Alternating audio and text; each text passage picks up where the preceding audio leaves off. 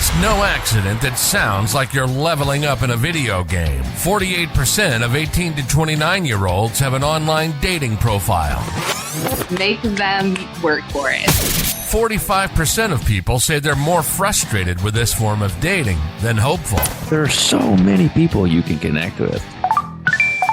Should I swipe right? Swipe wrong. Swipe wrong. Setting the record straight on dating apps. Everyday people telling everyday stories of the swipe right world with your host, Koss. Well, I know he had a good time. Good morning, good afternoon, good evening, and of course, good night. How's everybody doing? Hopefully you're doing outstanding.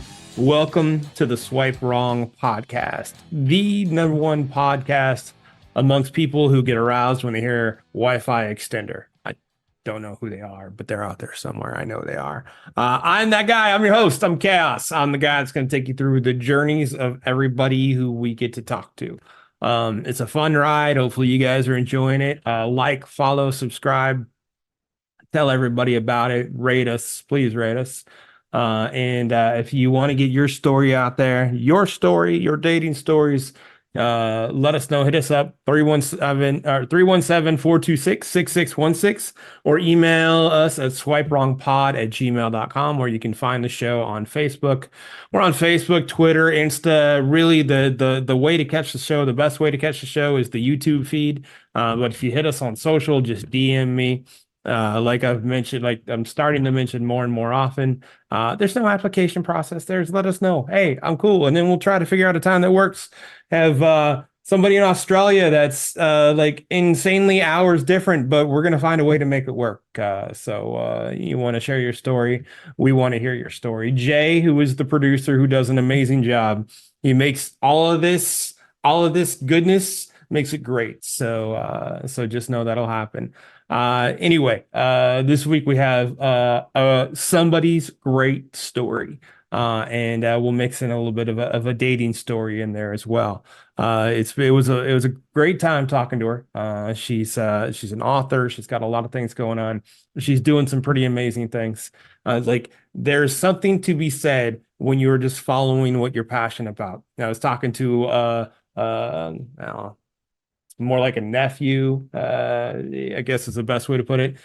Just graduated from college and he's trying to figure out what to do. So follow what you love, bro, and then the money will come. You're young enough to get all that figured out, but definitely travel.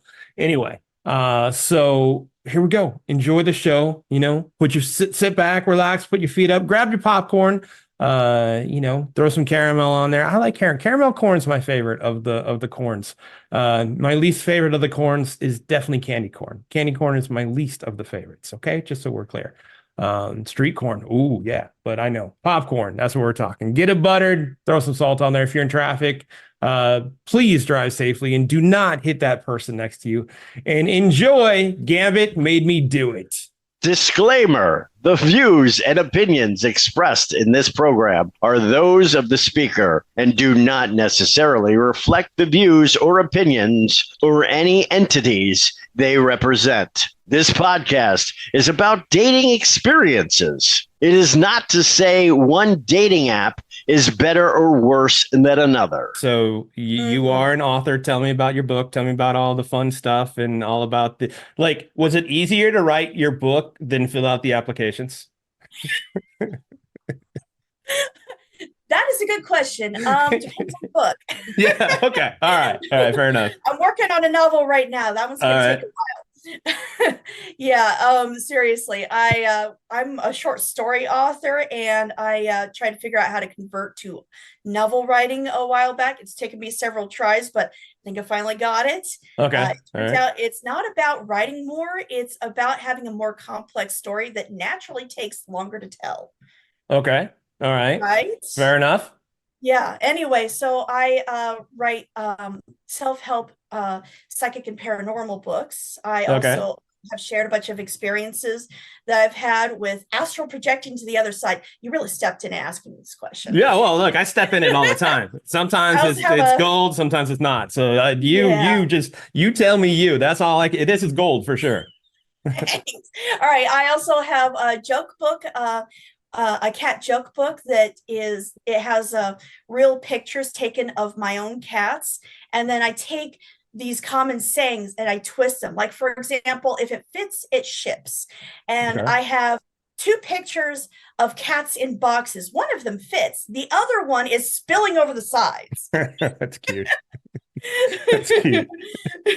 I dig it. Right? That's awesome. Yeah. So how many One have you man's gotten trash is published? Another cat's treasure. Right. Oh, okay. There you go. Fishing a toy out of my trash can. That's awesome. That's Oh, awesome. yes. I'm a fan of yes. my buddies. I got 2 cats. They're brother and sister. Look, here, you want a cat story? I'll tell you one, and everyone else can listen too. I had a brother and sister cat. I moved from one place to another, had the cats at the new place for about 3 months. One bounced. One's like, I'm out of here. This place isn't any fun. I'm gone. 13 months later, I got it back. Crazy, right? 13 months later, somebody took it and had a chip in it and like, hey, this is your cat. Do you want it back? And I almost left it with the people because I'm sure they got attached to it, but I couldn't do that. They're brother and sister. I had to have them hang and beat up on each other when they could. So I thought that was a trip. Yeah. Well, the one that bounced. Yeah. The one. I mean, it's great. They were trying to go home. Oh, for sure. Did that after a move too. Yeah. No, they try to go home. The problem is they get lost and end up in another city. Yeah, for sure. I mean, it's crazy. Like I was surprised. 13 months and like I'm in the Midwest. It gets cold in the wintertime, so that thing definitely poached its way. Back and you didn't. Yeah. She's a pain in the butt, but what cat's not? She's a diva. She's like, feed me and clean up all my messes. I'm like, all right. I mean, it's like a relationship. Why not? Oh yeah. When I go into the bathroom, all 3 of my cats demand water treats. That is a trip. In fact, one of my cats, the big fluffy cat, she loves her water treats out of the bathtub so much that she literally paints herself in these water treats. So she's got these little beads of water all over her fur, just sitting on the outside. So the second you touch her, you've got cat fur sticking to your hands, wet cat fur sticking to your hands. And Right. I don't know how she manages to keep the water from soaking in, because normally when you've got a wet cat, it just goes deep into the fur. Oh yeah. So she keeps it somehow on the very edge of her fur, and it just doesn't go anywhere until you touch her. And she does this. It's basically like a human wearing a money dress. I am so rich, I can wear it. I have so many water treats, I can wear them. I mean, this is basically like painting yourself in gold dust. You've got the diva cat for sure. I mean, I guess they all are, but that is like the aquatic diva cat for sure. She's not even the one that demands the princess carries. Indiana. She loves having a princess carry. I'm basically a palanquin. Oh my gosh. I pick her up, I carry her around. She's like, oh, this is so interesting. That's so everything funny. at human level. I don't have to work at moving. That's so great. I want to see in the cabinet. That's so great. Indiana, are you from Indiana? What brought up that name? She is a troublemaker. She gets into and out of trouble all the time. Okay. Who do you know named Indiana? Who does that? That's cool. That's cool. Indiana Jones. Yeah, I like that. Yes. All right. Much better than the state. All right. I'm going to get some Harrison Ford action in there. That's for sure. Oh, yes. She's got nothing on The Last Crusade. You love her for it anyway. Yeah, all right. Well, I mean, look, they do it with their own mischievousness to them, don't they? Oh yes. Oh yes. Yeah, the third one, by the way, is Orion. He's named after the hunter, the Greek sure constellation and all that. Yeah. Well, technically he wasn't a god, but anyway, who cares? Yeah, we're not getting technical on this one. I'm with you. He's been hunting down both the other cats the entire time I had him. Does he smack him around? Does he show him who's boss? Is that what's going on? He sure does. Oh yeah. Seriously. Just random parts of the day, you'll hear hiss, and trample, and he is seen riding another cat down the hall. Seriously, tell me you got a video of that. Back. You gotta have video of that. I do not. I'm working most of the time. Oh man. Which is why he knows he could get away with it. I'm downstairs working. But seriously. That might be one of the funniest reels if you got that on video. One cat riding the other cat. I have got to get that on video at some point, but seriously, he does this a lot too. That is hilarious. So what's the book that you're working on now? So the book I'm working on now is a fiction book. It's called Sky Knights of Fervin. And in it, you actually see, well, not see, but in it, I follow a knight named Sir Richard, and his best friend and steed is a telepathic flying blue cat who's about the size of a bear. That's awesome. And you get to see all kinds of self-important catness going on. Self-important catness. Okay. Oh yes. That's awesome. No, Richard has to know how to stroke that ego to keep his cat on board with whatever his plans are. Right. Totally. That's cool. How far, so when you start it, you create an outline and then you just kind of dive right into it, or what's your structure look like? I am a chaotic author, so it kind of is different with every book. In this particular case, I tried to start the book while I still had massive COVID brain going on. Oh, no kidding. Okay. So by the time I got to the end of a sentence, I had forgotten what the beginning was. Oh, okay. I know. And it's kind of hard like to my write Tuesdays. That way. Right? Yeah. So I pretty much had to do the outline thing in order to do it. I call it storyboarding though, because it's like a very loose structure.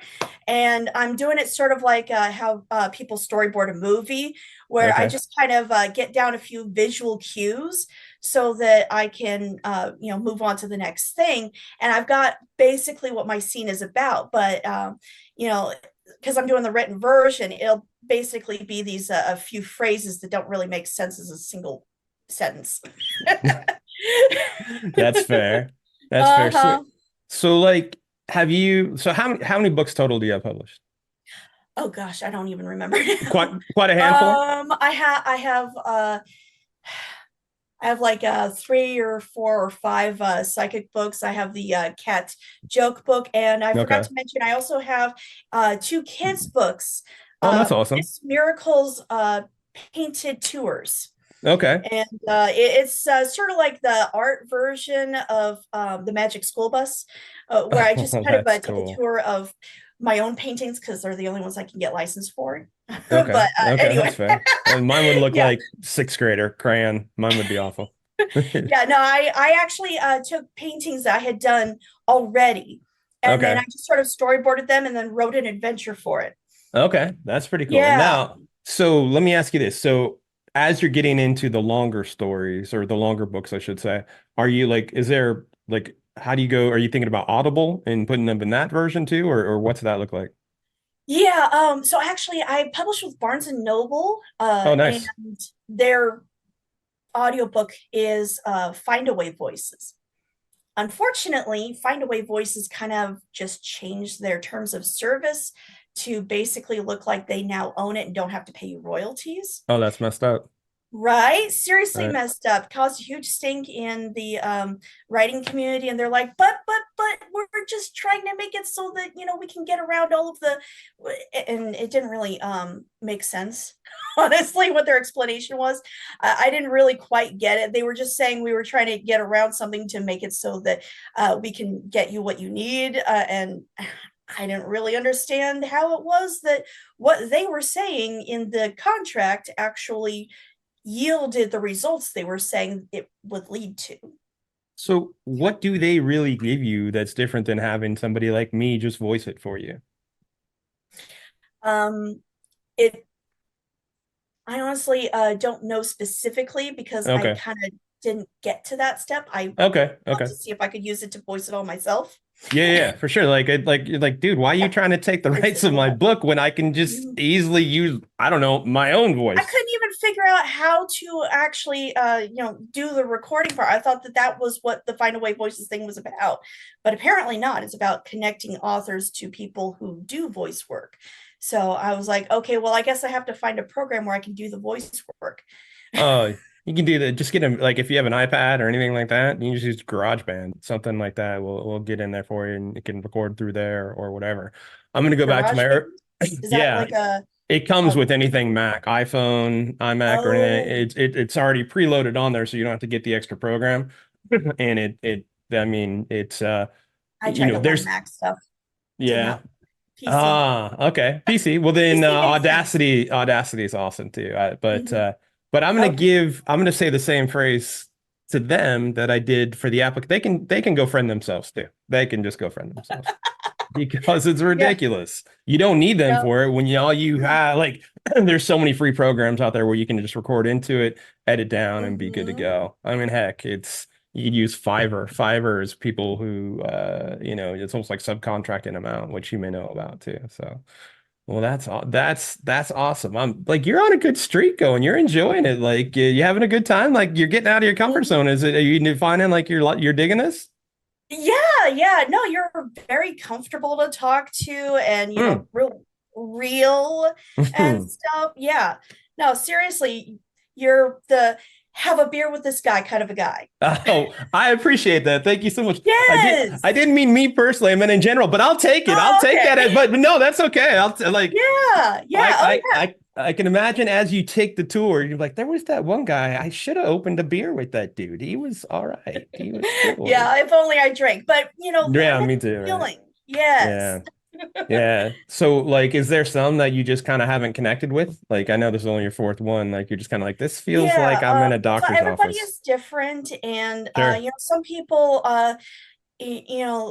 they're trying really hard to be like perfect and remember all the things that they're trying to do, so the personality doesn't Oh, quite come out on camera as much. yeah. No. And then there are other people who have gotten comfortable with this. They've been doing it a while, and so Yeah. they really know how to do stuff. But you don't necessarily connect with them as people because you're a very different person. You're just coming on for a guest Sure. spot one Yeah. time.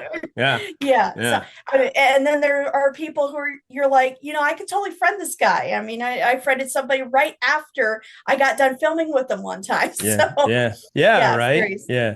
I'll tell you, perfectly not perfect. That's exactly how I tend to roll. Like I forget my name half the time, I feel like too. So we're just gonna relax and have a good time. That's for sure. So Mm. as you are, so all right, in essay form, as you fill out what you bring to this, like you bring a great smile, you bring a great personality. Like, Thank you. is there a certain question I haven't asked, the topic that you want to hit on that you're like, hey, I kind of want to hit this point. Just take whatever you want to talk about. We can talk about the weather too if you want. It's fine. Yeah, well, how about the one that first got you wanting me on the show? I mean, it was Yeah. a catfish, non-catfish experience. Yes. Yes. Remember? Yes, but I wanted to make sure I got like you encapsulated you. So yes, I You do want to got hear me. this. I'm Yeah, right I here. will. Yeah, no, but like Yes. the beginning part, Yeah. like the But story. I So mean, if you were yes, ever curious, I did actually paint that. I was gonna ask honestly. Like when you're talking about how you did your own illustration, like did she do that? Oh That was yeah, pretty no, cool. that's actually my most recent completed painting. Where are you? Like what state are you in? I'm in Nebraska right now. I'm from California. Oh, what part? I'm California. from Southern California, San Diego.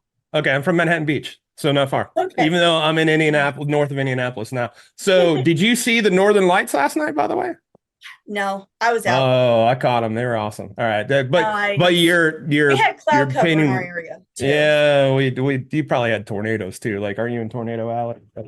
Yeah, we actually Yeah. did have to go down to the shelter last week for tornadoes. I got out of half a day of work though. So SoCal girl, earthquake or tornado? What would you prefer?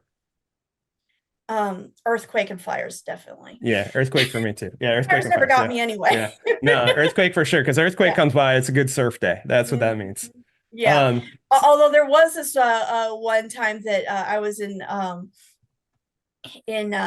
LA, and there was a San Bernardino fire that was going really strong, and it was apparently approaching my area, and I didn't know what to do. They hadn't actually evacuated anybody in my area yet, but I had a real hard time falling asleep that night. I ended up having a nightmare about Dante's Inferno. Oh, Seriously, I wake up in my apartment and everything is on fire. oh gosh. Oh yes. Oh, that's messed up. I go outside the front door and literally the entire block is on fire. The trees are on fire. The street is on fire. Everything is on fire. The buildings are on fire. And I'm like, okay, I am not doing this. So I was trying desperately to get out of the dream. I ended up having to jump over the side of the second story balcony so that I could actually exit the dream. Because I learned I learned how to exit dreams. Okay. I know how to wake myself up. It's just this. I need a little more oomph. Don't worry, I didn't fall or anything. Well, I know, like I'm trying to think, what is that? It's not Deception. What was that DiCaprio movie with a dream within a dream? Inception. Yeah, that's right. Oh yeah. It's not real. It's not real. I'm gonna jump off this building and prove it to you. Yeah, you're like 8 levels deep in Inception going on right there. All right. I actually did do Inception to myself. Did you really? I can't. Seriously. I'm barely if I stay asleep the whole night.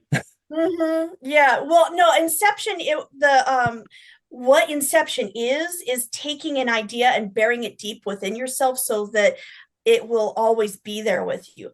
I actually had to do that a while back because I was having some trouble remembering who I was when I would wake up. I had these 3 nights. Oh, wow. Where the second I woke up, I had nothing, no memory. That's crazy. I did not remember who I was, where I was, what I was, if I was on a planet or even had a species. Was that COVID stuff that you were talking about? Like post-COVID, or was it prior? Was years ago before that. Wow, that's crazy. Yet. Didn't know that was a thing. Yeah, it was absolutely insane.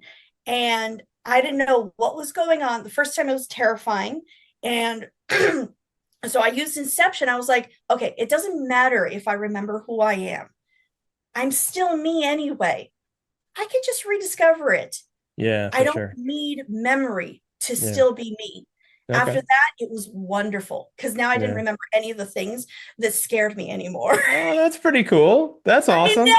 Literally reinventing yourself. That's pretty cool. I was kind of sad to stop having it, but I was like, this is probably kind of a bad thing that it was happening.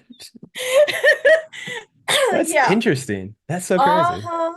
Yeah, but I mean, it's really served me well because I've had other times when I've had severely reduced mental faculties and memory issues, and so now it doesn't bother me anymore. Hey, look, as you get older, it's going to happen too. So you've already got the unlock code, which is pretty cool. Right? Yeah. Yes. So, if I have like Alzheimer's or whatever, hopefully I won't be all abusive to people. No. That's the thing. The joke I like about Alzheimer's is we're best friends, and then we'll be new best friends. Yeah. So tell me the catfishing story. Yes, the catfish, non-catfish story. All right. So I started off my writing career as a fan fiction writer, actually, on fanfiction.net. If anyone's interested in checking it out. There you go. Pimp it out. Dark Winter 999. Later changed my name to Wildcard 999. Oh, I like that. Named myself after my own superheroes. I like that. That's pretty solid. Why not? Yeah, absolutely. Anyways, so back when I was Dark Winter 999, my favorite avatar at the time was this really cool Gambit painting that somebody had done where he's all lit up by his exploding card. Okay. Yeah, that's cool. Gambit is a guy. Okay. Yeah. It's a thing on fanfiction.net that girls will have their avatar as a picture that they're attracted to, and guys will have a picture that they're attracted to. So, of course, most of the girls are guys and most of the guys are girls. Didn't know that. Unfortunately, everyone still thinks of an avatar as your face. Okay, got that. I didn't know that. That's cool. Even worse. Back in my 20s, I totally sound like a dude online. I seriously did. There was this guy, I had to remind him every week, I'm actually a girl, okay? Just to remind you. Oh, that's awesome. He kept forgetting. That's awesome. Yes. So it made perfect sense that when I'm talking to this girl and I'm trying to help her out, and she's telling me everything about herself, because I'm apparently one of those people where people have to tell them their life story, every dark, dirty secret, the things they've never told anybody before. I'm apparently just this very trustworthy person, and therapist. They open up just like that. Yeah, that's cool. I know. I'm like, oh wow, it's therapy time with Valerie again. I mean, I'm like that. I'm obsessed with psychology. I have been since I was 6 years old. That's awesome. So I'm always trying to help people with that sort of thing as an informal therapist. That's cool. Anyways, that's cool. This girl, apparently, I'm not going to say too much about her issues or anything, but she was having a lot of trouble with the fact that literally nobody in her life was nice to her. Oh. And here I am, the first person she'd ever met who was nice to her. Oh. Right? And so, we're talking, and I'm helping her through things and try to help her be a better writer and stuff like that. And eventually she tells me, I'm in love with you. Can we meet? And I'm like, what? Wow. What do I do here? Yeah. Wow. Yes. Wow. And I'm like, well, I kind of don't really want to meet up. Just to let you know, I'm actually a girl. And she's like, oh, wow. Oh my God, am I a lesbian? She started asking herself that. Oh, Seriously. Oh, poor girl. Yes. And she's freaking out about this. And I'm like, hey, cool it. You've been staring at this Gambit picture this whole time, okay? You thought I was a guy. Yeah. You fell in love with an imaginary guy who just happened to be saying the stuff I'm saying, okay? Right. Seriously. Right. And connection. I mean, she hasn't had any connection before. Issues my whole life anyway. I felt like a guy my entire life. I could totally see this happening, all right? Right. But this would be very disappointing to encounter, okay? Girls. Seriously, yeah, no, I am completely the opposite of what she was imagining. Oh my and gosh. So, I'm trying to explain to this girl that,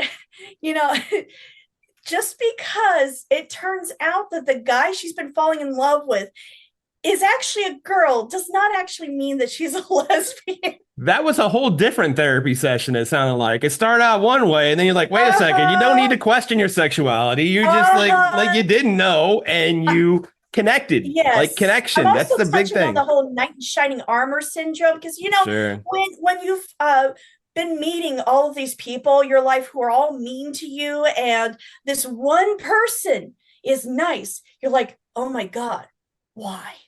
Yeah. It can't possibly be because I'm worth it. Isn't that the truth? Like, seriously. Oh, seriously. That's the thought that people arrive at, and so that's the reason why you get all these stalkers who are all obsessed with somebody, and they have this fantasy of we're all deeply in love and whatnot, or I am their one and only true love and all that. Yeah, right. Because if you're the one person who ever smiled at them, there's got to be something more to it than just they're a nice person. No. Yeah. It's just that you met all of the really crap people in life, and then you finally meet one normal person who's actually nice. Yeah. So much self-worth. Like, we hear that all the time. Like, it's really like when people are meeting a bunch of just bad connections, bad dates or whatever, it's almost always look in the mirror, change something about yourself, and then you'll attract somebody different. It's almost always that case. Yes. It's crazy. Yes. But truthfully, I do want to say that really, when people are mean to you, it has more to do with them than you. Always. Oh, yes. Always. That's like, there's two ways to build the tallest building. You either build the tallest building, or you tear everybody else's building down until you have the tallest building. Exactly. Right. So that is exactly it. That is what abusers do. They knock everybody else down, so they're the only one standing. Yeah. And that's it. So like, that's what it kind of comes back to. And you just got to identify that. Like, I just want to build the tallest building. Let's bring everybody else along. And that's what sounds like she ran into. And hopefully, so do you guys, like, I assume this might have been a while. Do you still communicate, or like, obviously, no? Very, very long time ago. After the whole, you're not you're probably not really in love with me. I'm just nice thing. Yeah. She kind of lost interest. Oh, okay. All right. Fair enough. I was like, you know what? Probably for the best. Yeah. Yeah. Sounds like you helped her through though, which is pretty awesome. Yes. At Either least way. she's not questioning her sexuality based on what looks like nothing. A picture. Damn it, Gambit. Damn it. Yes, you are too hot. Yeah, I know. Damn, it's a good look, especially. You're gonna have to send me that picture so I know I can associate in my head too. Yeah. It's probably still my avatar, actually. I think it is. Is it? All right. That's cool. Yeah, I honestly cannot even remember. It's been so many years since I've been on fan fiction, and I kind of lost access to the account. Oh, for real? Seriously. Yeah, so I can't add any new stories. Yeah, No. I tried to add an X-Files fan fiction that I wrote years later after I woke up from seeing the story. Okay. Apparently, somebody who was an actual writer from the X-Files died during COVID. Oh, wow. And so they wrote an episode of X-Files, and it was like absolutely amazing. Oh, wow. Seriously, it had all of the X-Files hallmarks, including at the end, leaving you with the question of, is it all real or did he hallucinate that? That's cool. That's really cool. That's what really cool. happened? Yeah. That was a great show. Absolutely amazing. Yeah, I mean, it was fully immersive and full of detail. Most of the time when, I'm asleep and I'm dreaming all this, fan fiction and stuff, because there were a few others that I never bothered to write down. They'll have a cohesive story for about 2 seconds and it'll morph into something else. Yeah, for sure. But no, this one was absolutely coherent for like a half hour. That's crazy. That's pretty cool. It was absolutely insane. Oh, yes. So, I posted on LiveJournal and never did anything with it. But anyways, still under wildcard 999 because I have to. All right, sure. No, that's what I was gonna say. Pimp out all your handles. Anyways, it's about this about Mulder. He goes to this location that is apparently near a Native American reservation, and apparently like 50 years ago there was some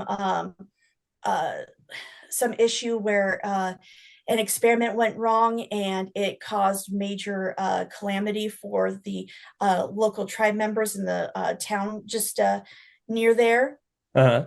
Anyway, the government decided they wanted to restart it again, and Mulder was sent there for security. Okay. So he's hanging around all bored while the scientists do their thing or whatever. And he's kind of, two minds about this sort of thing. For one thing, the government tells him where to go and he has to go. But for the other,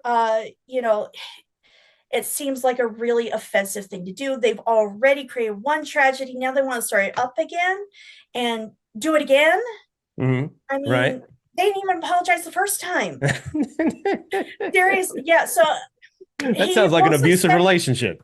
Yeah. So he mostly spends his off hours, going into the town, getting to know the people so that, at the very least, he can feel better about having acknowledged them as a people and their pain and all of that. He's trying to disassociate himself from the people who are like, we're here and we own this place and we're just going to do whatever. Gotcha. Regardless of what anybody thinks. Anyways, right. So then, of course, one day, surprise, surprise, something happens. The scientists are all freaked out. Oh my God, we've lost containment. Shut down. So the main scientist, he's having to hit the lockdown button. He knows he's doomed because he's already infected. Right. The assistant, he's panicked and all he can think of is escaping and saving himself, except he's already exposed too. Mulder, fortunately, was nowhere near the area, so he may not be exposed. So he goes and corrals himself into this this meat locker that was no longer in use. And he locks himself in there. And that was after he initiated the lockdown, so the other guy couldn't escape and infect everybody up above because they're underground right now. Anyway, okay.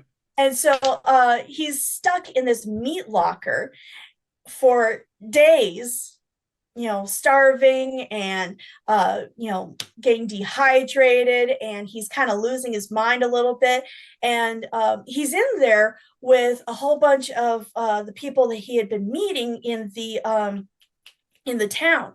Apparently the walls were actually lined with all these Native Americans who were sitting in there, and they were kind of helping him through the whole thing. They were just all sitting in there waiting for rescue to come. And of course, Scully, she shows up and she's got the CDC out there, and they've got the plastic, and right. They're trying to get through the meat locker so they can get him out because he locked it, and so when they find him, he's asking about the other people in there, and she's like, "What are you talking about? We found you alone." Oh shit. Right? Yeah, that's pretty cool. And then at the end, when he's better and he's heading back to DC again, he picks up this old newspaper that described the disaster the first time, and it shows a picture of all the people who had been in the meat locker with him that he had been getting to know in the town. And it was an article talking about how all these people had died, and now the town was a ghost town. That would be a hell of an episode. Right? Yeah, that'd be a hell of an episode. That'd be pretty solid. So X-Files. Yeah, that'd be a hell of an episode or movie or whatever. That would be that X-Files feels a little Stranger Things. I like that. That's pretty good. Nuts, right? Yeah. I don't quite remember what the name was I gave it. It was something in Latin. That's a great great one. But it was like ipsis something or other historium. Yeah. But anyway, I don't know what you just called me, but that sounds fun. Okay. Yeah. That's well done for sure. That's awesome. I would dig that for sure. Like if they put that out, like I know I forget what station, but they show X-Files every day. That and Grimm, they show them both like every day. I don't think it's FX. I think it's something else. I forget what it is. I'd have to go back and look. You know what? It just kind of does the circuit. For a while it was FX that was showing them all the time. Yeah. And that's when I rewatched the series a couple of years ago. Yeah. Awesome. I don't know who's got it now. Tell everybody where they can find you, where they can find your stuff. So I'm on Facebook and I'm published on what's it called? Barnes and Noble. Sorry, COVID brain. You're good. And of course, I've got that one episode on LiveJournal. I've also got more stuff on fanfiction.net if you're into fan fiction. I mostly did DC characters. But anyway, and I've got 2 YouTube channels. One of them is my name, Valerie Fuqua. The other one is Psychic Kitty. Oh, nice. More about my psychic abilities. Nice. That's awesome. Yes.